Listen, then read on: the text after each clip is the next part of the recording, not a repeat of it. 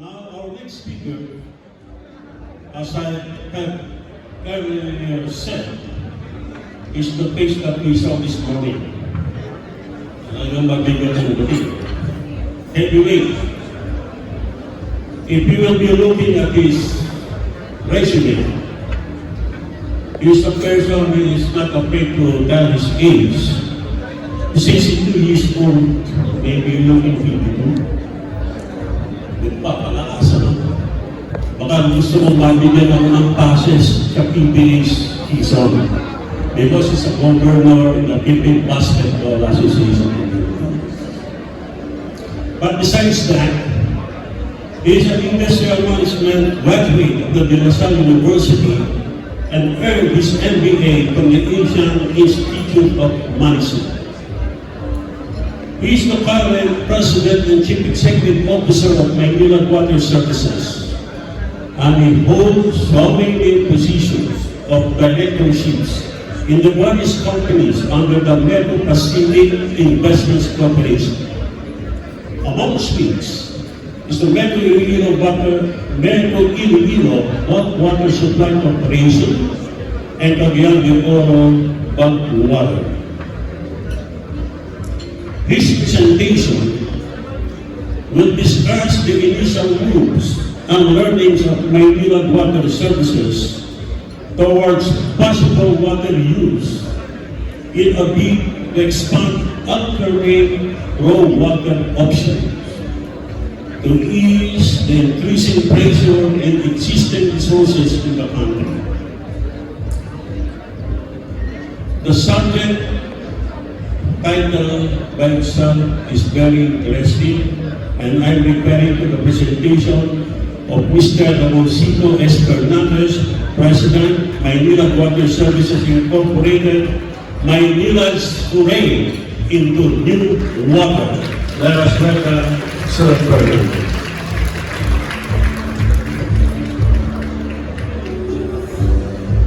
Thank you, sir, for the generous introduction. Magandang hapon po sa inyong lahat. I hope hindi pa kayo pagod to listen to us speak in front of you. Pag po manihingi nyo ang haba o itong ginawa namin na preparasyon para makapagsalita at makapag-share sa inyo ngayong hapon. Distinguished guests, ladies and gentlemen, mga kasamahan sa water industry, maginhawang hapon po sa inyong lahat. Thank you for the opportunity to speak before you today. The theme of this year's PHILWATER Conference, Global Innovations and Solutions on Water and Sanitation, is indeed very appropriate. Water stress is both a global and a local concern. Rapid urbanization, climate change, lifestyle, and poor governance are among the many factors that contribute to diminishing supplies worldwide. With water being such a basic need, the growing stress on this resource is already having a serious impact on health and well-being, economy, gender equality, and the environment. Indeed, given the challenges confronting the water sector, there is a growing need to look into yet unexplored solutions for water security and sustainability. My presentation today delves into one such solution, which Maynilad is currently exploring to address our water supply constraints. But before that, let's look at the global water situation. The United Nations warns of impending water scarcity for half of the world's population by year 2030, accelerated by climate change and population growth.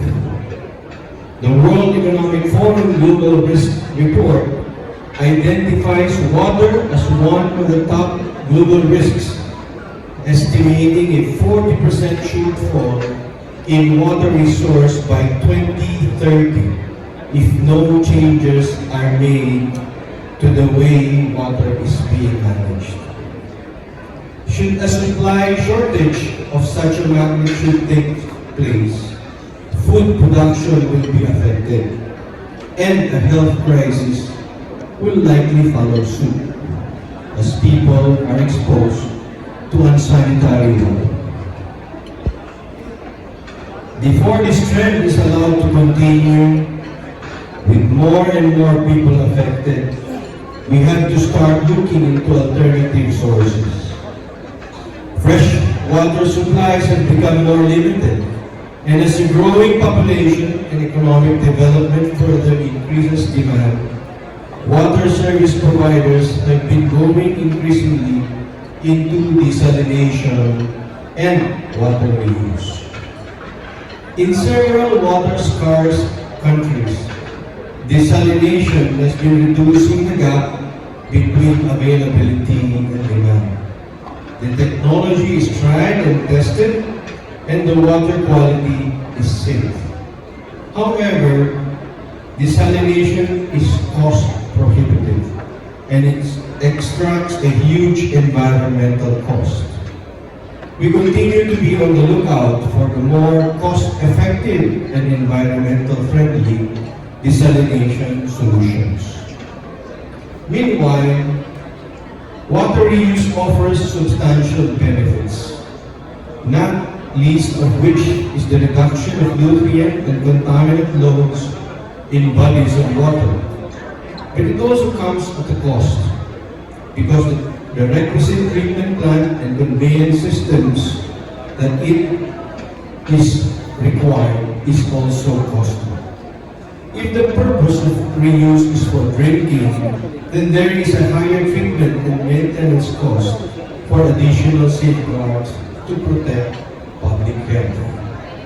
Extreme water insecurity has driven some countries towards water recycling. In arid Middle Eastern countries, reclaimed water practices are common, especially for agricultural purposes. Potable water reuse has already been successfully implemented in Singapore, the US, and Europe.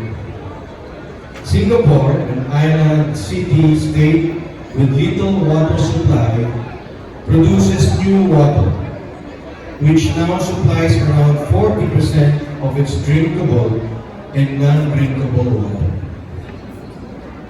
Orange County in Southern California has the largest water reuse facility in the world, generating 100 million gallons of potable water per day. But the pioneer in direct potable reuse is WIDUS City in Namibia, which has been in operation since 1968. WIDUS currently gets 24% of its drinking water supply from this source. Here in the Philippines, the recycling of water for drinking purposes has been unheard of until now. Our country actually has abundant water resources. Its annual average rainfall of 2,300 millimeters per year provides runoff to 421 principal river basins and recharges more than 50 aquifers. However, most of these resources are not easily accessible to the growth areas of the country. We experience water shortages year in and year out, with some regions experiencing very limited rainfall, while others suffer from flooding.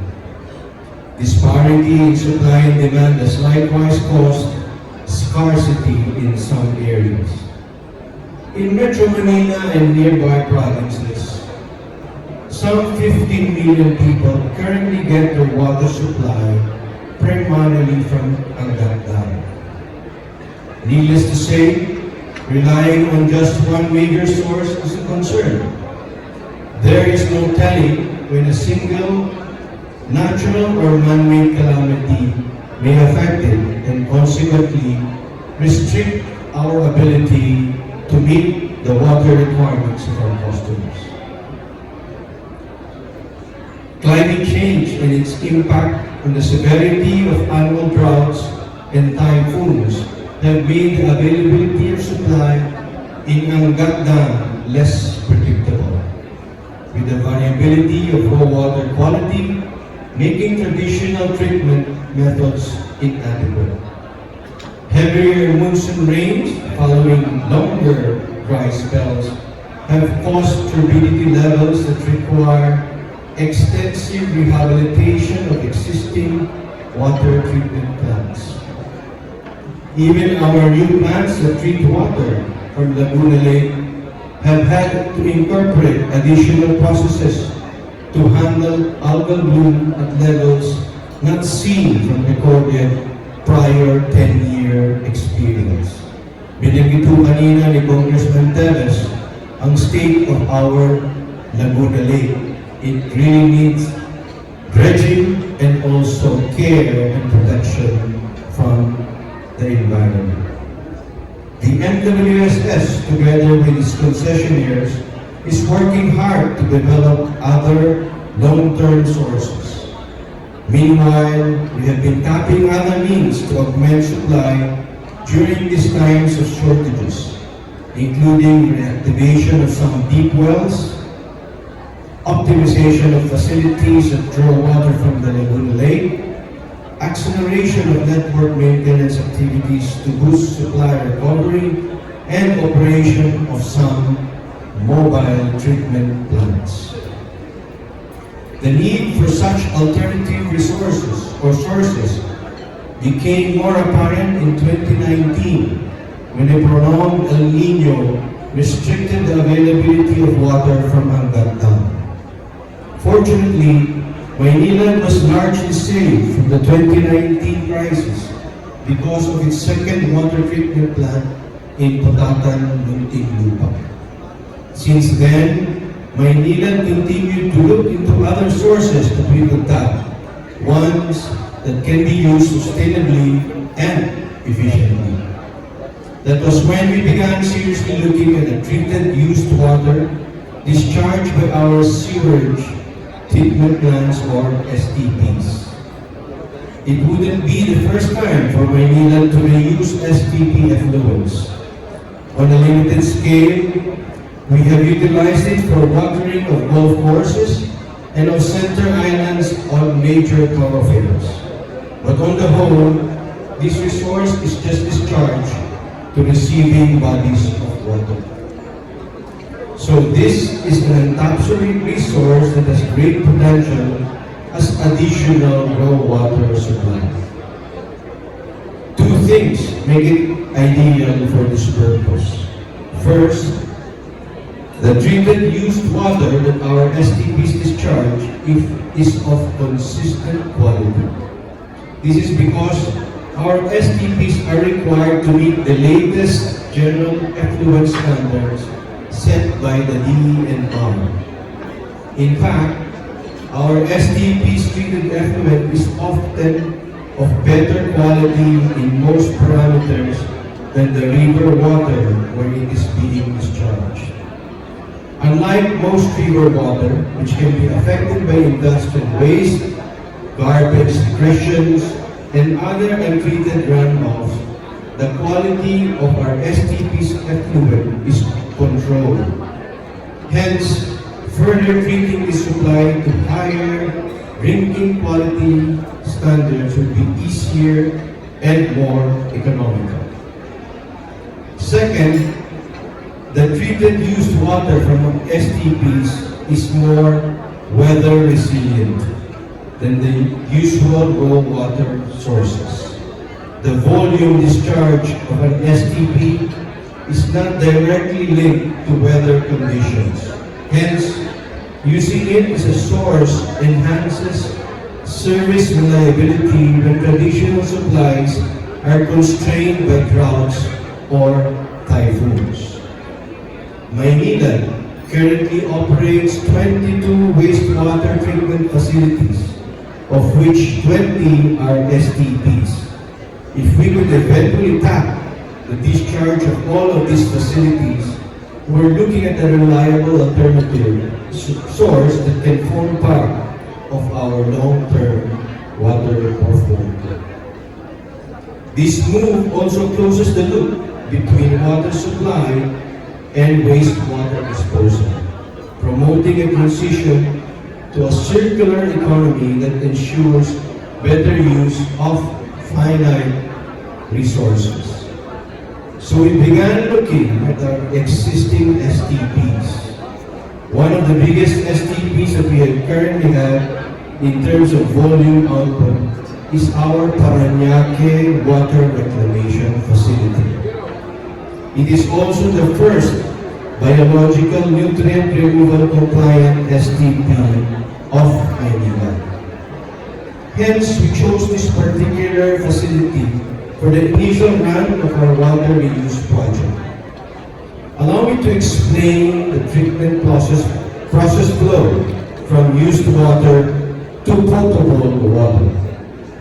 Used water from households is conveyed via sewer lines to this STP, where it undergoes a series of processes to become treated used water. At this point, the treated used water is already safe for discharge to the ecosystem. But instead of just discharging this treated used water, it will pass through our newly constructed modular treatment plant for further purification. Amongst its treatment processes are pressurized media filtration, ultrafiltration, reverse osmosis, and chlorine disinfection. The final product that passes through this multi-stage process is what we call our new water, which already meets the Philippine national standards for drinking water, or PNSDW. Our modular treatment plant in the Parañaque WRF can produce around 10 million liters of new water per day. The supply will be injected into the distribution system for blending with the standard drinking water produced by our La Mesa treatment plants. For our pilot implementation, this blended supply will then be conveyed to 2 barangays in Parañaque City. Around 38,700 customers in these barangays will immediately benefit from the project, as it will help enhance water supply availability in the area. We have tested and retested the output of our modular treatment plant to ensure that it is safe to drink.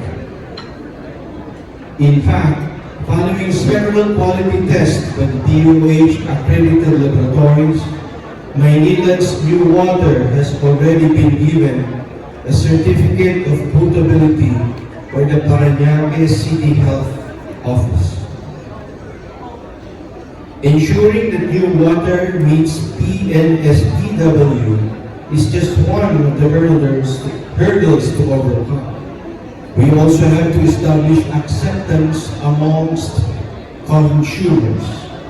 Maynilad has conducted a series of social acceptability tests and public consultations involving customers, LGUs, the academe, and government agencies, including DOH, MWSS, NWRB, FDA, and the DENR. With the help of a third-party market research agency, we assessed acceptability of new water among customers of the key attributes of clarity, smell, color, and taste, as well as on the concept of drinking recycled water. Based on the results of our market research studies, residential and commercial customers of Maynilad have expressed willingness to use new water after seeing and tasting the product water and understanding the idea behind it. The results are heartening, but we acknowledge that sustained public outreach is required before we can truly improve the image of reused water. At present, we are in the final stages of obtaining a permit to operate from the DOH. We have complied with all the documentary and the technical requirements of the sanitation codes, implementing rules and regulations, and squarely met the World Health Organization's guideline on potable reuse, particularly health-based standards, the water safety plan, and independent surveillance. Once we are given the final permit to operate, we can commence pipe-in distribution of new water to our 2 pilot areas in Pampanga. Our more than 2 years journey towards potable water reuse is only just the beginning. This is a first for Maynilad. Indeed, it is the first direct potable reuse initiative in Asia. So we value every lesson that we glean along the way. Here are some takeaways from our experience thus far. First, continuously involve stakeholders, the national government agencies, local governments, the academe, our regulators, health offices, media, and consumers, amongst others. Early and sustained collaboration will help to ensure that all concerns are addressed and nothing is overlooked. Second, guarantee the safety of the reused water. Care must be taken in addressing real and perceived water quality issues, including emerging contaminants in water. This involves wastewater, so additional parameters have to be monitored, posing a challenge as regards the availability of laboratories, which with some tests being available abroad. Maynilad is investing an initial 10 million in CapEx for equipment that will allow in-house testing of these additional parameters. Last but not the least, pursue a comprehensive information, education drive, and community engagement. To truly manage public perception, people should know that their concerns about water reuse are being heard and addressed. They need to understand where the used water came from and what contaminants gets filtered out. To conclude, water reuse is an emerging solution that should be explored and established in the Philippines at the soonest possible time. We cannot remain complacent because the reality is that demand is already outpacing supply. Used water is a largely untapped resource that can be utilized, and technologies are now available to convert it to safe, drinkable supply. Other countries are already doing it. Why not us in the Philippines? So before I end, I would like to echo the call for the quick passage of the Water Department Bill. We fully support President Marcos's renewed push for creating the Department of Water Services. The department would be the principal policy, planning, coordinating, implementing, monitoring, and administrative entity of the executive branch of government. Allow me to quote, the traditionally regarded as a free right water is undervalued, wasted, and being depleted fast. We are hopeful that the Water Department bill can help resolve our country's water woes. Maraming salamat po for your kind attention at magandang hapon po sa inyo.